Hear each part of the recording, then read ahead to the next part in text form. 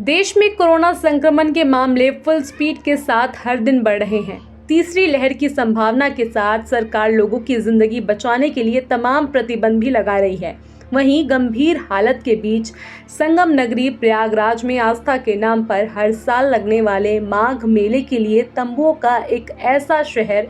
जोर शोर से बसाया जा रहा है, जहां हजारों और लाखों नहीं बल्कि करोड़ों श्रद्धालुओं की आने की उम्मीद है। हालांकि सरकार और मेला प्रशासन ने संत महात्माओं, कल्पवासियों और दूसरे श्रद्धालुओं को कोरोना के संक्रमण से बचाने के लिए कई नियम बना दिए हैं और एडवाइजरी भी जारी कर दी है। प्रयागराज के माघ मेले में सख्ती बरतने और लोगों को जागरूक करने का भले ही दावा किया जा रहा है, लेकिन सच यही है कि सिर पर आस्था की गठरी लादकर पुण्य कमाने की लालसा में आने वाली लाखों की भीड़ के बीच कोविड प्रोटोकॉल का पालन करा पाना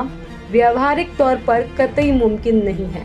पिछले साल हरिद्वार कुंभ का अंजाम देखने के बाद मेले के आयोजन पर रोक लगाकर एक तरफ जहां सरकार चुनावी साल में वोटर रूपी श्रद्धालुओं को नाराज करने का जोखिम मोल नहीं लेना चाहती, तो वहीं दूसरी सियासी पार्टियां भी इस मामले में मुंह खोलने या आवाज उठाने की हिम्मत नहीं जुटा पा रही है। प्रयागराज में माघ मेले में हर साल कई शंकराचार्यों के साथ ही देश के तकरीबन प्रमुख संत महात्मा यहां कल्पवास करने या आस्था की डुबकी लगाने के लिए आते हैं। मेले में आने वाले आम श्रद्धालुओं से लेकर ज्यादातर महात्मा और तीर्थ पुरोहितों का मानना है कि गंगा मैया की गोद में रहकर माघ महीने में धर्म और आध्यात्म की अलग जगाने पर कोरोना उनका कोई नुकसान नहीं कर सकेगा। इस तरह की दलीलें देने और यकीन रखने वाले लोग बेफिक्र होकर मेले में एंट्री कर रहे हैं। वो ना तो मास्क लगा रहे हैं और ना ही 2 गज की सोशल डिस्टेंसिंग का पालन कर रहे हैं। इतना ही नहीं, ज्यादातर लोग तो आस्था के आगे व्यवस्थाओं को बौना साबित कर महामारी का मजाक उड़ाते हुए पूरे दावे से ये कह रहे हैं कि उन्हें तो कोरोना से बिल्कुल भी डर नहीं लगता। इन सब के बीच योगी सरकार ने नई गाइडलाइन जारी करते हुए मेले में एंट्री करने वाले सभी लोगों के लिए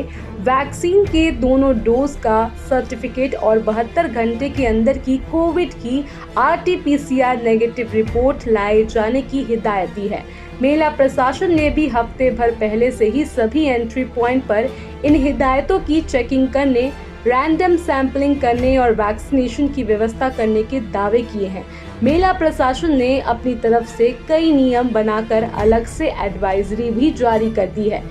गंगा और यमुना के खुले मैदान में 650 हेक्टेयर के करीब क्षेत्रफल में बसाए जा रहे मेले में कहने को तो 14 एंट्री पॉइंट रहेंगे, लेकिन लोग तमाम दूसरे रास्तों से भी मेले में दाखिल हो सकते हैं। ऐसे में मेला शुरू होने पर लाखों की भीड़ के बीच लोगों की निगरानी करना, उनके सर्टिफिकेट जांचना और टेस्टिंग और ट्रेसिंग करना काफ़ी मुश्किल होगा।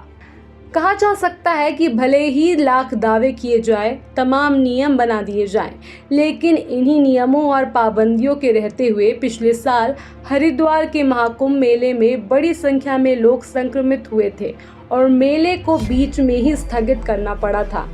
ये इसलिए भी याद रखने वाली बात है कि मेले में जो भी महात्मा और श्रद्धालु अभी आ चुके हैं, वो कोरोना से डरने और एहतियात बरतने की बजाय उसका मजाक उड़ा रहे हैं और पूरी तरह बेफिक्र नजर आ रहे हैं। ऐसे में अगर आप भी माघ मेले में आने की तैयारियों में हैं, तो सरकार और प्रशासन के भरोसे नहीं, बल्कि या तो खुद को पूरी एहतियात बरतते हुए अपने को खतरे से बचाना और सुरक्षित रखना होगा, या फिर भगवान भरोसे ही आना होगा। जनता की आवाज YouTube चैनल को सब्सक्राइब करें, साथ ही बेल आइकन जरूर दबाएं।